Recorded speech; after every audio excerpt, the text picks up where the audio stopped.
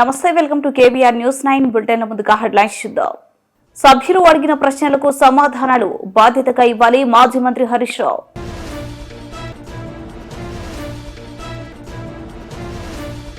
DMK party ఆధ్వర్యంలో జరుగుతున్న దక్షిణ భారతదేశ రాష్ట్రాల పార్టీల డిలిమిటేషన్ వ్యతిరేక సమావేశం. మీ ఫామ్ హౌస్ లెక్కలు తేల్చు కేసీఆర్ మాజీ మంత్రి చిత్తరంజన్ దాస్. సూర్యాపేటలో మాజీ మంత్రి రామరెడ్డి దామోదర్ రెడ్డి ఆధ్వర్యంలో సీఎం రేవంత్ రెడ్డి చిత్రపటానికి పాలాభిషేకం. అసెంబ్లీ సమావేశంలో వర్గీకరణ బిల్లుకు ఆమోదం తెలిపిన సందర్భంగా మందకృష్ణ మాదిగ చిత్రపటానికి పాలాభిషేకం. అసెంబ్లీలో మాట్లాడుతున్న మాజీ మంత్రి ఎమ్మెల్యే హరీష్ రావు ప్రభుత్వానికి క్లారిటీ లేకుండా పోయింది. సభ్యులు అడిగిన ప్రశ్నలకు సమాధానాలు బాధ్యతగా ఇవ్వాలి, అలా కాకుండా కొత్త ప్రతిపాదనలు లేవని మంత్రి అంటున్నారు. బడ్జెట్ పుస్తకాల్లో మాత్రం కొత్త ప్రతిపాదన ప్రస్తావన ఉంది. 60% ప్రభుత్వం అని బట్టి విక్రమార్క అంటున్నారు. బీఆర్ఎస్ పార్టీలో ఏ పక్షం చూడకుండా అన్ని మండలాలకు డబుల్ రోడ్లు వేస్తాం. శాసనసభలో ప్రశ్నోత్తరాలపై ప్రారంభమైన ప్రశ్న స్వరూప్ నగర్ లో చెరువు మూసే అభివృద్ధిపై ప్రశ్న వాయిదా పడింది. టీఆర్ఎస్ గవర్నమెంట్ లో ఎన్నో ఆర్థిక ఇబ్బందులు ఎదుర్కొంటున్నాము. కరోనా విషయంలో తెలంగాణ ఆర్థిక మాన్యాన్ని ఎదుర్కొన్నాము. 2,000 కోట్లకు తగ్గకుండా 9 సంవత్సరాల్లో 20,000 కోట్ల రూపాయలు ఫీజు రియంబర్స్మెంట్ బీఆర్ఎస్ ప్రభుత్వం చెల్లించాము. డిగ్రీ కాలేజ్, జూనియర్ కాలేజ్ ఇప్పటికీ రాష్ట్ర వ్యాప్తంగా మూతపడ్డాయన్నారు. ప్రశ్నకు ఏమని ఇచ్చారు సమాధానం? లేదండి. ఇది బడ్జెట్ బుక్, గౌరవనీయులు బట్టి విక్రమార్క గారు మొన్న అసెంబ్లీలో పెట్టిన బడ్జెట్ బుక్. ఇందులో ఏం చెప్పారంటే అధ్యక్ష, 40% ప్రభుత్వ నిధులతో 60% ప్రైవేట్ డెవలపర్ల పెట్టుబడితో రహదారులను అభివృద్ధి చేస్తాం.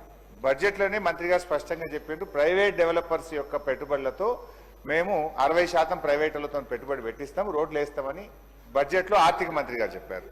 అసెంబ్లీలో ప్రశ్న అడిగితే ఈ గౌరవ ఆర్ఎండ్బి మంత్రి గారు ఏమంటున్నారంటే ప్రశ్నకు ఆన్సర్ లేదండి అని చెప్పారు.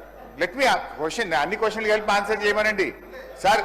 అరే ఇంత ఒప్పుకోలేకపోతే ఎట్లా సార్? మనుషులకు కొద్దిగా కూర్చోమనండి. Let me ask the questions. అంత ఒప్పుకోలేకపోతే ఎట్లా? సో అంటే సమాధానం కొంచెం బాధ్యతగా ఇవ్వాలి. లేదండి, ఉత్పన్నం కాదండి అనడం సరి అయింది కాదు. ప్రభుత్వం చాలా బాధ్యతగా సభ్యులు అడిగిన ప్రశ్నలకు సవివరమైన సమాధానం ఇచ్చే ప్రయత్నం చేయాలి తప్ప లేదండి అనడం బాధ్యతారహిత్యము. ఒకటి. 2 అధ్యక్ష, ఈ హ్యామ్ మోడల్లో 40-60 ప్రభుత్వం 40, ప్రైవేటు 60% అని చెప్పారు బడ్జెట్లో. అయితే అధ్యక్ష నిన్న మంత్రి గారేమో ఇక్కడ మాట్లాడుతూ 60 గవర్నమెంట్ అన్నారు. బట్టి గారి బడ్జెట్ బుక్ లోనేమో 60 ప్రైవేట్ అని ఉన్నది. బడ్జెట్ బుక్ లో 60 ప్రైవేట్ అని ఉన్నది. నిన్న ఆర్ఎండ్బి మంత్రి గారు ఇదే సభలో మాట్లాడుతూ 60 గవర్నమెంట్ అన్నారు. ఇది ఏది క్లారిటీ? బట్టి గారిది కరెక్టా, గౌరవనీయులు వెంకటరెడ్డి గారిది కరెక్టా? క్లారిఫై చేయండి. నంబర్ 2. నంబర్ 3, సరే 60% ప్రైవేట్ వాళ్ళు పెట్టాలంటే 16,800 కోట్ల రూపాయలు. ఈ 16,800 కోట్ల రూపాయలు మరి ప్రైవేటు కాంట్రాక్టర్లు పెట్టుబడి పెడితే ఇది ఎన్ని సంవత్సరాల్లో చెల్లిస్తారు, ఎంత వడ్డీతో చెల్లిస్తారు, ఈ ఆర్థిక భారాన్ని రాష్ట్ర ప్రభుత్వం మీద 10 ఏళ్లు పడితే ఇది ఎఫ్ఆర్బిఎం పరిధిలోకి వస్తుందా? మరి రాష్ట్ర ప్రభుత్వం ఎవ్రీ ఇయర్ దీనికి బడ్జెట్ పెడితే మెయింటెనెన్స్ కు మళ్ళా బడ్జెట్ అవసరం ఉంటుంది. ఇది రాష్ట్రం మీద ఓ 10 ఏళ్ల పాటు మీరు భారం వేయబోతున్నారా? దీని మీద క్లారిటీ ఇవ్వండి. తర్వాత ఈ రోడ్స్ ను ఏ రకంగా ఎంపిక చేసినారు? What is the methodology in selecting these roads either in the Panchayat Raj in ఆర్&బి? మీరు ఈ హ్యామ్ మోడల్లో చేసేటువంటి రోడ్లను ఏ ప్రాతిపదికన ఎంపిక చేస్తున్నారు? దీంట్లో శాసనసభ్యుల భాగస్వామ్యం ఉందా? అందరూ, ఎందుకంటే బీఆర్ఎస్ ప్రభుత్వం ఉంటే అధ్యక్ష రాష్ట్రంలో మిషన్ కాకతీయ చెరువులు చేయాలంటే రాష్ట్రంలోని ప్రతిపక్ష, విపక్ష, స్వపక్ష లేకుండా అన్ని చెరువులు చేశాం. అన్ని మండలాలకు డబుల్ లైన్ రోడ్ అంటే ఏ పక్షమన్న కానీ అన్ని మండలాలకు డబుల్ లైన్ రోడ్ వేశాం. అయితే ఈ హ్యామ్ మోడల్లో మీరు 28,000 కోట్ల రూపాయలతో రోడ్లు వేస్తామన్నారు. ఈ రోడ్ల ఎంపిక ఏ ప్రాతిపదికన చేస్తున్నారో గౌరవ మంత్రి గారు సమాధానం చెప్పారు. Government is a continuous process. 2014-15లో బీఆర్ఎస్ ప్రభుత్వం వచ్చినాడు. ఇదే కాంగ్రెస్ ప్రభుత్వం మాకు కూడా 2,000 కోట్ల రూపాయల ఫీజు రియంబర్స్మెంట్ బకాయిలు మాకు పెట్టిపోయారు. ఆ రోజు 2,000 కోట్లు బకాయిలు పెట్టిపోతే మేము ఆ రోజు చెల్లించాం. మేము మీలాగా బకాయిలు పెట్టిపోయారు మేము ఇవ్వము అని అనలేదు అధ్యక్ష. Government is a continuous process అని చెప్పి ఆ రోజు 2,000 కోట్ల రూపాయల బకాయిలు బీఆర్ఎస్ ప్రభుత్వం చెల్లించింది. ఇక రెండో విషయం అధ్యక్ష, బీఆర్ఎస్ హయాంలో అసలు ఫీజు రియంబర్స్మెంట్ ఇవ్వనే లేదు, జరగనే లేదు అనేటువంటిది పూర్తిగా సత్యదూరమైనటువంటిది. మేము పెద్ద నోట్ల రద్దు లాంటి ఒక ఆర్థిక మాంద్యాన్ని ఎదుర్కొన్నాము. 2 సంవత్సరాలు కరోనా వల్ల కూడా ఆర్థిక మాంద్యాన్ని ఎదుర్కొన్నాము. అయినప్పటికీ కూడా ఏ సంవత్సరం కూడా 2,000 కోట్లకు తగ్గకుండా 9.5 సంవత్సరాల్లో 20,000 కోట్ల రూపాయలు ఫీజు రియంబర్స్మెంట్ బీఆర్ఎస్ హయాంలో చెల్లించాము. సో మా రిక్వెస్ట్ వల్ల కూడా ఇవాళ కాలేజీలు, డిగ్రీ కాలేజీలు, జూనియర్ కాలేజీలు ఇప్పటికే రాష్ట్ర వ్యాప్తంగా మూతపడ్డాయి అధ్యక్ష, సగానికి సగం మూతపడ్డాయి అధ్యక్ష. వాళ్ళకి ఏమైతుందంటే అధ్యక్ష, కరెంట్ బిల్ కట్టకపోతే కట్ అయిపోతుంది, మున్సిపల్ ట్యాక్స్ కట్టకపోతే కట్ అయిపోతుంది, వాటర్ బిల్లు కట్టాల్సిందే, ఉద్యోగులకు జీతాలు ఇవ్వాల్సిందే. ఇప్పుడు 2 ఏళ్ళు 15 నెలలు 2 ఏళ్ళు ఒక్కసారి వరుసగా బిల్లులు రాకపోతే అధ్యక్ష కాలేజీలన్నీ కూడా ఆగమైపోయేటువంటి పరిస్థితి ఉంది. ఫైనల్ ఇయర్ స్టూడెంట్స్ కు సర్టిఫికెట్లు రాక పిల్లల విద్యా సంవత్సరాన్ని కూడా కోల్పోయే పరిస్థితి ఉంది. ఇక్కడ ఒక విషయం కూడా సీతక్క గారు మా హయాం అన్నారు. యాక్చువల్లీ నేను కూడా ఫైనాన్స్ మినిస్టర్ గా పనిచేసిన అధ్యక్ష, మాకేముంటుండే అంటే అధ్యక్ష, ఈ రైతు బంధు జూన్ జూలైలో ఒక 7,000 కోట్లు ఇచ్చేవాళ్ళం, నవంబర్ డిసెంబర్లో 2వ విడత రైతు బంధు 7,000 కోట్లు ఇచ్చేవాళ్ళం. ఎప్పుడైనా నేను కూడా డిసెంబర్లో మీటింగ్ పెట్టి జనవరి, ఫిబ్రవరి, మార్చ్ ఈ 3 నెలల్లో ఫీజు రియంబర్స్మెంట్ ఇచ్చేవాళ్ళం. ఎందుకంటే 2 సార్లు రైతు బంధు పోయినప్పుడు ఫైనాన్స్ మీద కొంత ఒత్తిడి ఉండేది. 2వ విడత రైతు బంధు అయిపోయిన తర్వాత జనవరి, ఫిబ్రవరి, మార్చి నెలల్లో ఎప్పుడైనా ఫీజు రియంబర్స్మెంట్ ఇద్దాం. మీరు వచ్చారు, అప్పుడు ఎగ్జాక్ట్గా అదే టైంలో మీ గవర్నమెంట్ వచ్చింది. కానీ పోయిన జనవరి, ఫిబ్రవరి, మార్చిలో ఒక్క రూపాయి కూడా ఇవ్వకపోవడం వల్ల ఇవాళ ఇది పేరుకుపోయిన పరిస్థితి ఏర్పడ్డది. సో నేను అనేది ఒకరి మీద ఒకరు చేయడం కాదు, కానీ విద్యార్థుల భవిష్యత్తు, లక్షలాది మంది విద్యార్థుల భవిష్యత్తును దృష్టిలో పెట్టుకొని, కాలేజీలను భవిష్యత్తును దృష్టిలో పెట్టుకొని దయచేసి ఈ జనవరి, ఫిబ్రవరి, ఇప్పుడు ఈ మార్చి నెలాఖరులో ఉన్నాం కనుక ఈ ఒక 2,000 కోట్లన్నా మినిమం వెంటనే ఇవ్వగలిగితేనే ఆ కాలేజీలు, ఆ పిల్లలు బయటపడే పరిస్థితి ఉంది అధ్యక్ష. మన సీతక్క గారు ఒక 800 కోట్లు ఇచ్చామన్నారు. ఇవన్నీ కూడా కేంద్ర ప్రభుత్వం నుంచి ఎస్సీ ఎస్టీ కాంపోనెంట్ కింద ఢిల్లీ నుంచి ఏవైతే డబ్బులు వచ్చినాయో అంతవరకు పాస్ ఆన్ చేసిండ్రు. రాష్ట్ర ప్రభుత్వం నుంచి మాత్రం నిధులు విడుదల చేయడం లేదు.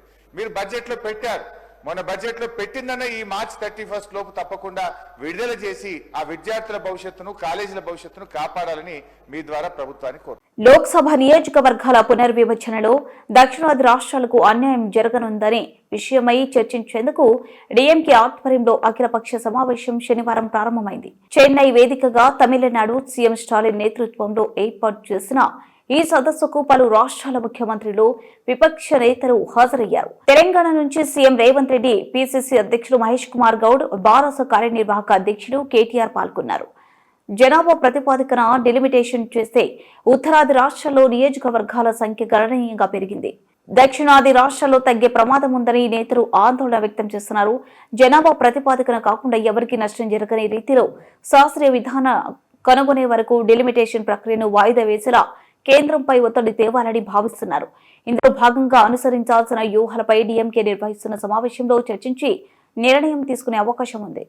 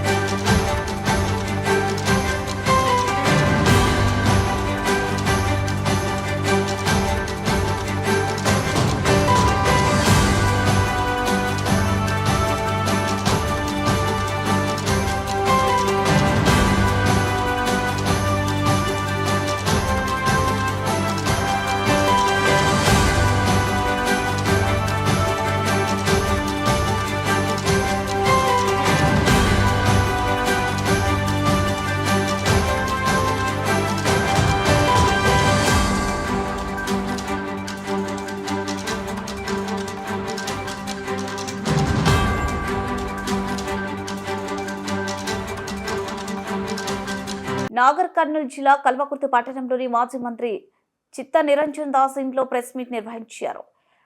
ఆ ప్రెస్ మీట్ లో మాజీ మంత్రి చిత్త నిరంజన్ దాస్ మాట్లాడుతూ కాంగ్రెస్ ప్రభుత్వంలో బీసీలకు 42% ఇవ్వడం, ఎస్సీ వర్గీకరణ చేయడం చాలా గొప్ప విషయమని, ఇది అందరూ చేసే పని కాదని, ఇది కేవలం మన ప్రాంతానికి చెందిన మన వ్యక్తి ముఖ్యమంత్రి రేవంత్ రెడ్డి వల్లే సాధ్యమైందన్నారు.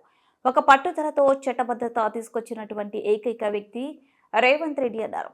ఎన్నో ఏళ్లుగా ఉద్యమాలు చేస్తున్న, పోరాటాలు చేస్తున్న గత ప్రభుత్వం ఏమాత్రం స్పందించలేదని, పట్టనట్టుగా చూస్తూ కూర్చున్నారే తప్ప ఎలాంటి కులగణన చేయలేదని, ఎలాంటి వర్గీకరణ చేయలేదని, ఎవరి వల్ల సాధ్యం కాలేని పనిని ముఖ్యమంత్రి రేవంత్ రెడ్డి వల్లే సాధ్యమైందని అన్నారు.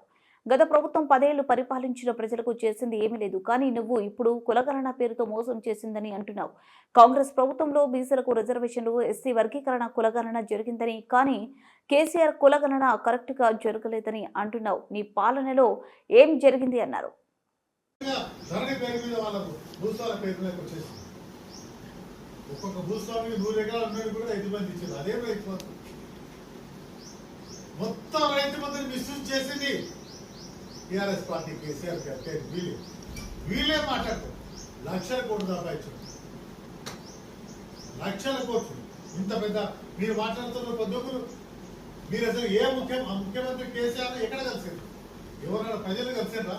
మంత్రులే కలవాలి, ఎమ్మెల్యేలే కలవాలి, ఇక జనాలే కలుస్తారు. రేవంత్ రెడ్డి గారు ముఖ్యమంత్రిగా మొత్తం పబ్లికే కలుస్తారు, అలానే వితౌట్ సెక్యూరిటీ కలుస్తారు. ఏదైనా ఉంటే సమస్యలు పరిష్కరిస్తారు. ఒక ముఖ్యమంత్రి ప్రజలు కలవకపోతే ఏ విధంగా కాంగ్రెస్ ఆచారవాది రాజశేఖర రెడ్డి గారు కానీ, విజయభాస్కర్ రెడ్డి గారు, వెంకటరావు నేను చూసుకుంటూ వస్తున్నా. అందరూ ప్రజలను కలిసి కిరణ్ కుమార్ గారు కానీ, రోషే గారు కానీ, వాళ్ళు ప్రజలు కలిసి సమస్యలు తెచ్చుకొని చేశారు. ఈయన మంత్రులే కలవాలి, ఎక్కడ ఎమ్మెల్యేనే కలవలే. నీకు ఎట్లయితుంది? ఎమ్మెల్యే వదిలిపెట్టిండ్రు కాన్స్టిట్యూన్సీలు మొత్తం ల్యాండ్ గ్రాఫింగ్లు వాళ్ళే. పోలీసులు అడ్డపెట్టి చెప్తాను, పోలీసులు అడ్డపెట్టి, అది అధికారులు అడ్డపెట్టి ఎన్నో డబల్ విషయాలు చేసుకుని ఇట్లా ఎన్నో అక్రమాలు జరిగింది. అలాంటి అన్ని ఆపడానికి ధరణి నాపి ఒక మంచి ప్రత్యేకమైనటువంటి చట్టాలు తీసుకొస్తుండ్రు. అది కూడా ఇవన్నీ చేసింది. ఇవన్నీ కూడా వాళ్ళందరికీ కాపాడడం లేదు. ₹1 ఫండ్స్ అన్ని రంగాలు మిస్యూజ్ చేశారు. కులగణ బాగా చేయలేదు కాంగ్రెస్ పార్టీ అని చెప్తారు. కేటీఆర్ గారు చెప్తారు. కేటీఆర్ గారు కులగణ చెప్పండి, మీరు ఒక సమగ్రమైనటువంటి కులగణ టైం తీసుకొని ఇంటర్వ్యూ చేశారు. మీరు కూడా కులగణ చేశారు. దాని కాంట్రాక్ట్ మీ స్నేహితుడికి ఇచ్చారు. ₹1 ఫండ్స్ అవి ఎన్నో మనం తీసుకొస్తాం ఈసారి అని ₹1 ఆయనకి ఇచ్చి కులగణ చేశారు. ఇంటికి వెళ్ళారు, గోత్రాలు బాణాలు రాశారు.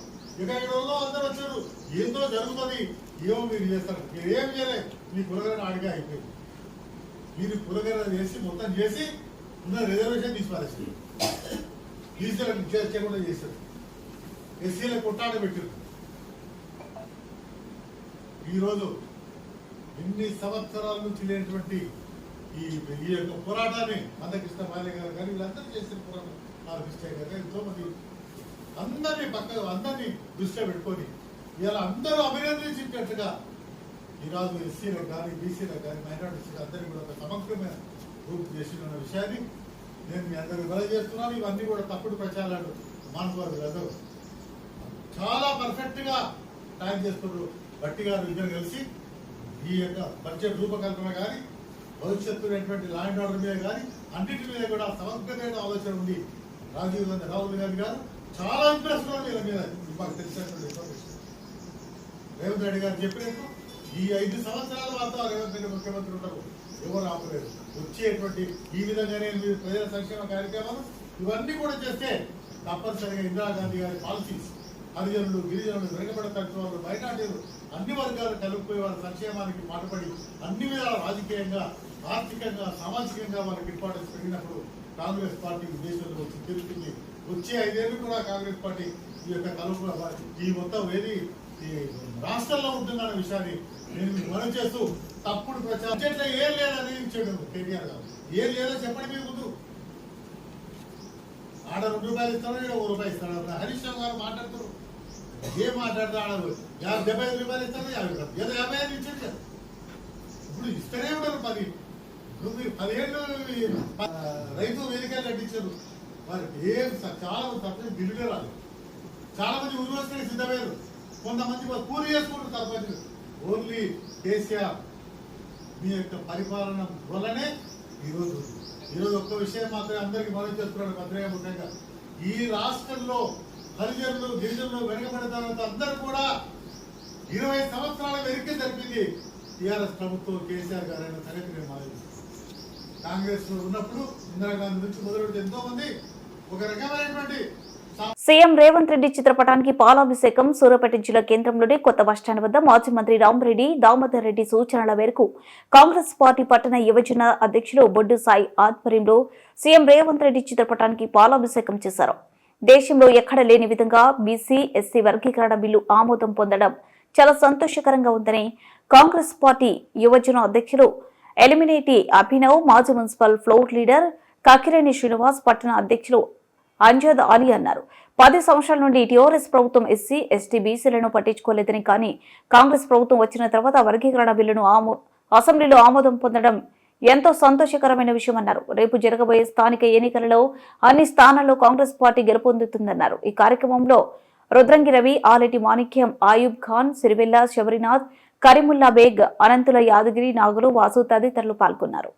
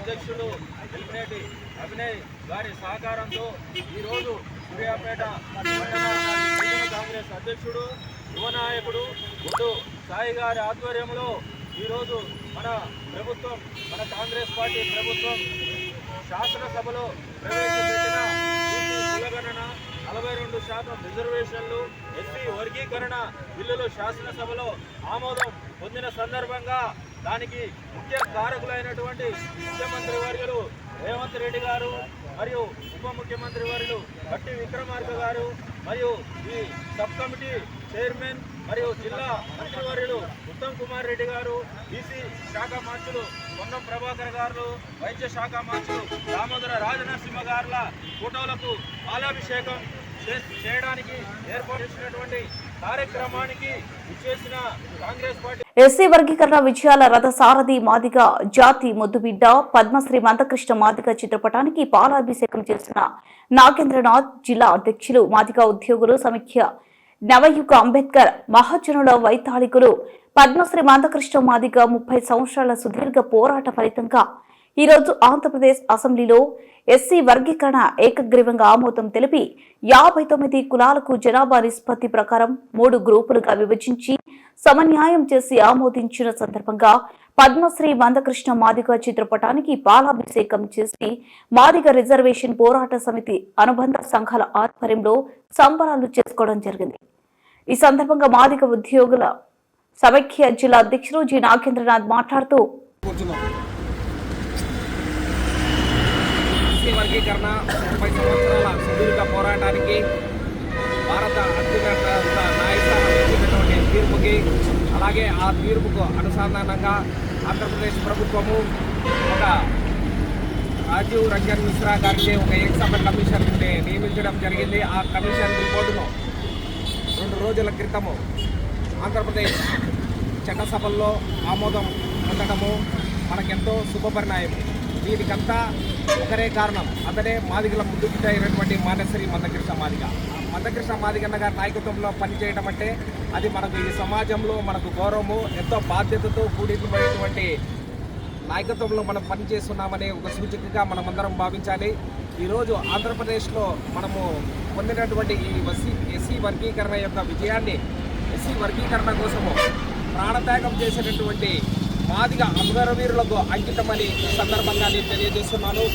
అలాగే ఎస్సీ ఎస్సీ వర్గీకరణ కోసము ఎస్సీలో ఉన్నటువంటి మాదిగలే కాకుండా సమాజంలో అన్ని పార్టీలు అయితేనేమి అన్ని కులాలు అయితేనేమి ప్రతి ఒక్కరూ సహాయ సహకారాలు అందించినారు.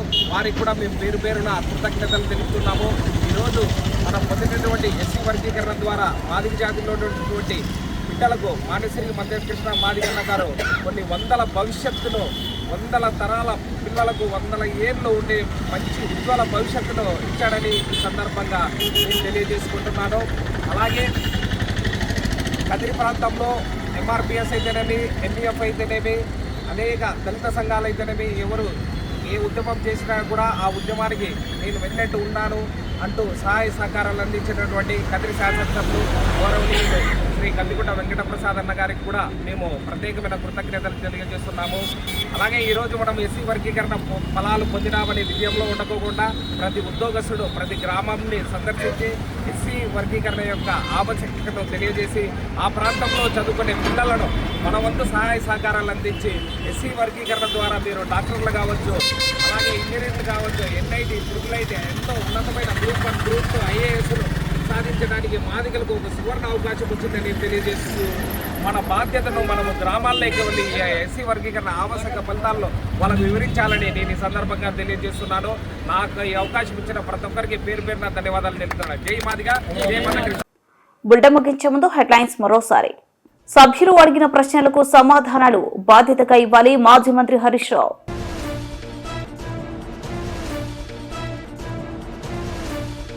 డీఎంకే పార్టీ ఆధ్వర్యంలో జరుగుతున్న దక్షిణ భారతదేశ రాష్ట్రాల పార్టీల డిలిమిటేషన్ వ్యతిరేక సమావేశం. మీ ఫామ్ హౌస్ లెక్కలు తేల్చు కేసీఆర్, మాజీ మంత్రి చిత్తరంజన్ దాస్. సూర్యాపేటలో మాజీ మంత్రి రామరెడ్డి దామోదర్ రెడ్డి ఆధ్వర్యంలో సీఎం రేవంత్ రెడ్డి చిత్రపటానికి పాలాభిషేకం. అసెంబ్లీ సమావేశంలో వర్గీకరణ బిల్లుకు ఆమోదం తెలిపిన సందర్భంగా మందకృష్ణ మాదిగ చిత్రపటానికి పాలాభిషేకం.